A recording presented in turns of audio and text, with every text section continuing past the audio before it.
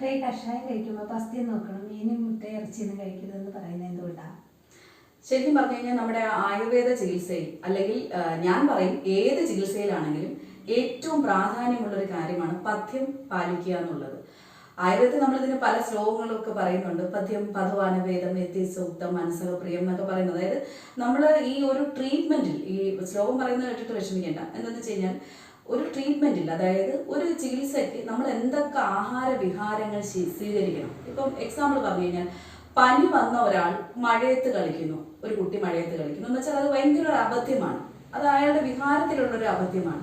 അതുപോലെ തന്നെ നമ്മുടെ ആഹാരത്തിലും തണുത്ത ആഹാരം, പനിയുള്ള ഒരാൾ വളരെ തണുത്ത കോൾഡ് ആയിട്ടുള്ളത് അല്ലെങ്കിൽ ഏതെങ്കിലും തൊണ്ടവേദനിച്ചിരിക്കുന്ന ഒരാൾ, ഇൻഫെക്ഷൻ ത്രോട്ട് ഇൻഫെക്ഷൻ ഉള്ള ഒരാൾ വളരെ തണുത്ത ആഹാരങ്ങൾ കഴിക്കുക, ഇതൊക്കെ ഒരു അബദ്ധ്യമല്ലേ ശരിക്കും?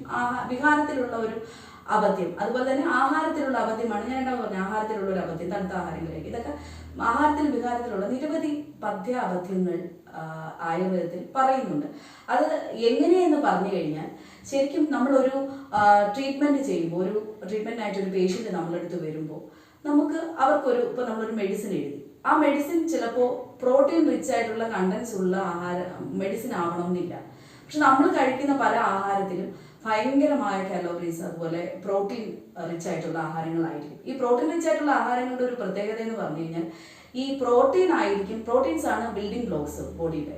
ഫസ്റ്റ് അബ്സോർബ് ചെയ്യുന്ന സാധനം ശരീരത്തിൽ പ്രോട്ടീൻ ആയിരിക്കും. അപ്പോൾ നമ്മൾ പ്രോട്ടീൻ റിച്ച് ആയിട്ടുള്ള ഒരു ആഹാരം കഴിച്ചിരിക്കുന്ന ഒരു പേഷ്യന്റ് ഇമ്മീഡിയറ്റ് ആയിട്ട് ഇപ്പം ചിക്കൻ കഴിക്കുന്നു അല്ലെങ്കിൽ മുട്ട കഴിക്കുന്നു, അങ്ങനെ എന്തെങ്കിലും നമ്മൾ കഴിച്ചിരിക്കുന്ന ഒരാൾ ഇമ്മീഡിയറ്റ് ആയിട്ട് നമ്മുടെ ഈ പ്രോട്ടീൻ റിച്ച് അല്ലാത്ത നമ്മുടെ മെഡിസിൻസ് കഴിക്കുമ്പോൾ എന്ത് പറ്റുമെന്ന് പറഞ്ഞു കഴിഞ്ഞാൽ ഈ പ്രോട്ടീൻ അബ്സോർബ് ചെയ്യും, മെഡിസിൻ അബ്സോർബ് ചെയ്യത്തില്ല.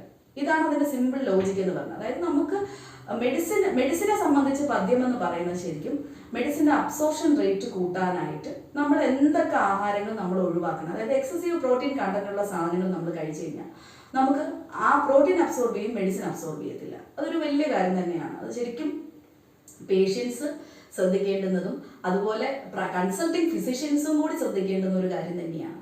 കാരണം എന്നാലേ നമുക്ക് ആ ഒരു മരുന്ന് വർക്ക് ചെയ്താലല്ലേ നമുക്ക് ആ ഡിസീസ് ഭേദമാകത്തുള്ളൂ. അപ്പോൾ ആ ഒരു പരമാവധി മരുന്നിന്റെ ആക്ഷൻ കൂട്ടാനും അതുപോലെ നമുക്ക് വേണ്ടുന്ന, അതായത് വിഹാരത്തിൽ സ്വീകരിക്കേണ്ടുന്ന കാര്യങ്ങൾ, ഇപ്പൊ നേരത്തെ ഞാൻ പറഞ്ഞതുപോലെ തന്നെ ഇപ്പൊ പനിയുള്ള ആൾ പുറത്ത് മഴയത്ത് കളിച്ചു, അല്ലെങ്കിൽ ത്രോട്ട് ഇൻഫെക്ഷൻ ആയിട്ടിരിക്കുന്ന ആള് വളരെ തണുത്ത ആഹാരം കഴിച്ചു, ഇതൊക്കെ അവരുടെ ആഹാര വിഹാരത്തിൽ വരുന്ന അബദ്ധ്യങ്ങളാണ്. അപ്പൊ അതെല്ലാം മാറ്റി വെച്ച് നമ്മൾ ചികിത്സയെ കേന്ദ്രീകരിക്കാൻ വേണ്ടിയാണ്, ശരിക്കും ചികിത്സയിലേക്ക് വരാൻ ആണ് കറക്റ്റ് ആ ട്രീറ്റ്മെന്റ് പ്രോട്ടോകോളിൽ പോകണമെങ്കിൽ നമുക്ക് ഇത്തരത്തിലുള്ള കാര്യങ്ങൾ ശ്രദ്ധിച്ചാൽ മതി. ഇതിനാണ് നമ്മൾ ശരിക്കും ഈ പഥ്യം എന്ന് പറയുന്ന ആയുർവേദത്തിൽ പലപ്പോഴും ഒരു ഭീതിയോടുകൂടിയാണ് നമ്മൾ പഥ്യത്തിനെ നോക്കിക്കാണുന്നത്. അതുകൊണ്ട് തന്നെ പലരും ഈ ട്രീറ്റ്മെന്റിലോട്ട് വരാൻ തന്നെ പലപ്പോഴും മടിക്കുന്നുണ്ട്. നമുക്ക് ഭയങ്കരമായ ചോദിക്കുമ്പോൾ ഒക്കെ എല്ലാവരും പറയും പഥ്യമുണ്ടോ എന്നൊരു ചോദ്യം വരും. നമ്മളിപ്പോൾ ട്രീറ്റ്മെന്റ് വരുന്ന ഒരാളാണെങ്കിൽ തന്നെ പഥ്യമുണ്ടോ ഡോക്ടർ, പഥ്യമുണ്ടോ, ഇതെപ്പോഴും കേൾക്കുന്ന ഒരു ചോദ്യമാണ്. ശരിക്കും ഇതിന് നമ്മൾ അത്ര ഭയക്കേണ്ടുന്ന ഒരു കാര്യമല്ല.